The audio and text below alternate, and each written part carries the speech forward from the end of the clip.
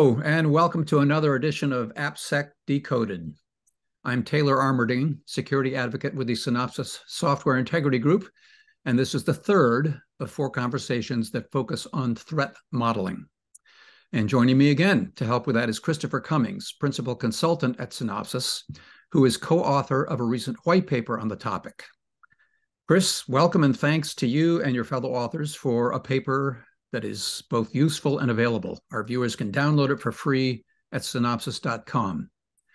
And this series is covering the 5 major steps in creating a useful threat model, which are scoping, data gathering, system model, attack model, and risk analysis. In our previous 2 segments, we covered the overall goal of threat modeling to help organizations understand the threats they face, which then helps them address those threats more intentionally and efficiently. And then we went into some greater detail on scoping, data gathering, and creating the system model, which sets us up for step 4, the creation of an attack model. Okay, the paper, I love this reference. The paper mentions the 5th century Chinese general Sun Tzu, author of The Art of War. And one of his most iconic pieces of advice is to know your enemy, or as you've put it, think like an attacker. So how does doing that help an organization build a good attack model? Awesome. Thank you, Taylor. And again, I appreciate you for having me. Before we dive in, I'd like to acknowledge a few people, Sergio Santos, Lee Zhao, and Dan Marvin-Gluba, whom without this paper may not exist. So huge kudos to them, and their efforts are definitely not unnoticed. And so coming to the think like an attacker perspective, I'm similar to you. I love this, right? It's really cool to really put on our hats, and that's part of the reason why I actually appreciate security. But the challenge with this is developers tend to build an application with the assumption that it's going to be used as intended, right? Yeah. So as we're going through the development process, we're like, oh, this is a really cool feature. People are going to love this, which, oftentimes most users do love it and they do use it as intended. But in order for us to think like the people that are out to get us, we have to put on our malicious hats, right? And we have to think about, what if a bad person wanted to do something to my application or to my system? What could they do? Do I have the proper controls in place? This is where we start to think about the attacker-centric approach that we've discussed in previous conversations. What are those threat profiles or adversary personas that we need to consider? And those personas are going to change based off of what the system is that we're building and what that perspective is. So wearing those hats allows us to be a little bit more creative. Okay. So without going into a lot of detail, let's walk through maybe an example, right? Sure. If I'm a online social platform or something like that, that's exposed to the internet, right? And there's a million of videos and pictures like that. My attack persona is going to focus on an external user wanting to gain access to maybe a celebrity's photo and reproducing or selling it somewhere else, right? Sure. That's going to be completely different than, a federal government that, is really concerned about the algorithms and how they're processing things internally, right? So maybe they're assuming that an attacker has already compromised their exterior borders or gained access to the internal network somehow. And so they want to make sure that those things are there. So putting on that attacker hat or believing you are an attacker or putting that mentality into place allows you to be creative and truly, truly create realistic attack scenarios. Because again, an attacker only needs to succeed one time to make, harmful things happen. Absolutely. Yeah, I've also heard it described, you said it works as intended. Yeah. And but the other piece of that is that it needs to work only as intended. Very true. Exactly. Very Yeah. true. Very Right. true. I think that's a very good distinction. See, you're already thinking like a hacker. Right. Anyway, as the paper says, once you know what needs to be protected, the next question is it protected? So how do you determine that? I love this question too, because we put it in there really egging on some contention, right? The big answer there is you never really can actually say that it is protected, right?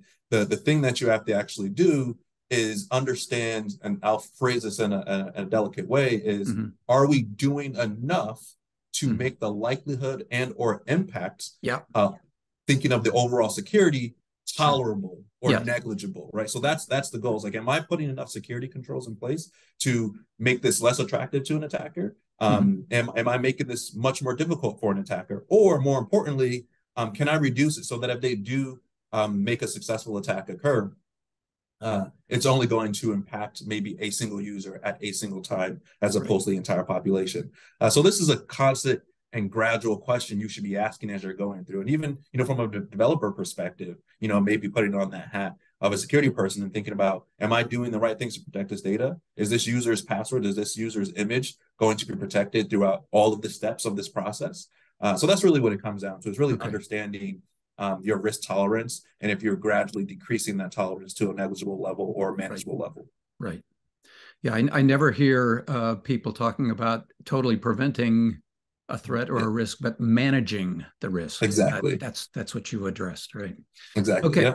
Okay. Last question for this segment. You say the most time-consuming part of threat modeling is creating a list of every possible threat, which sounds like it would be an endless thing.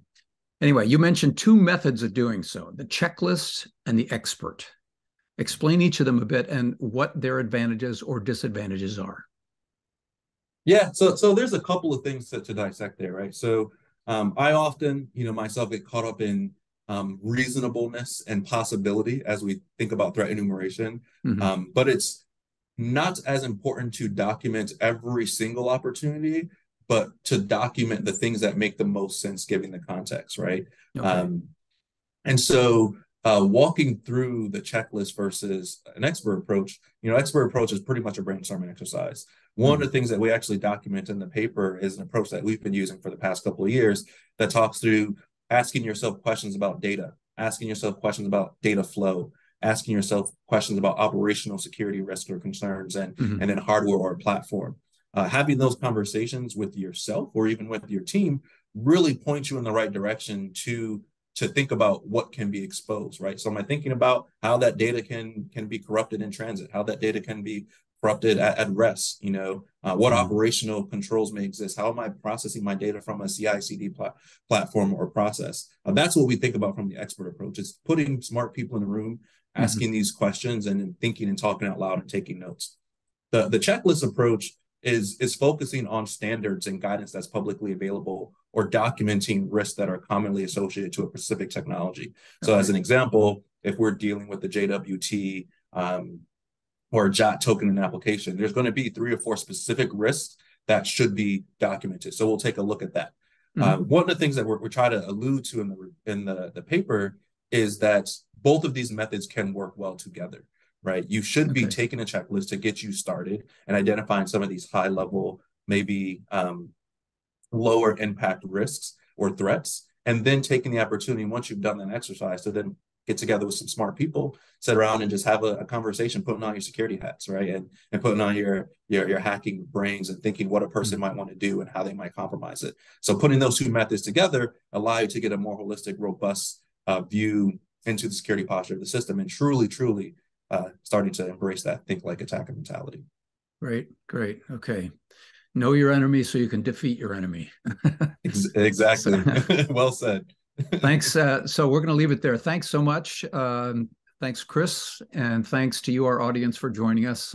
We hope that you'll watch for our next conversation, which will focus on using all the information that we've gathered to create the final step in the process, a risk analysis. And remember, you can find our previous episodes on threat modeling, and you can download the white paper for free at synopsys.com. Until then, I'm Taylor Armerding with the Synopsys Software Integrity Group. We help organizations build trust into their software.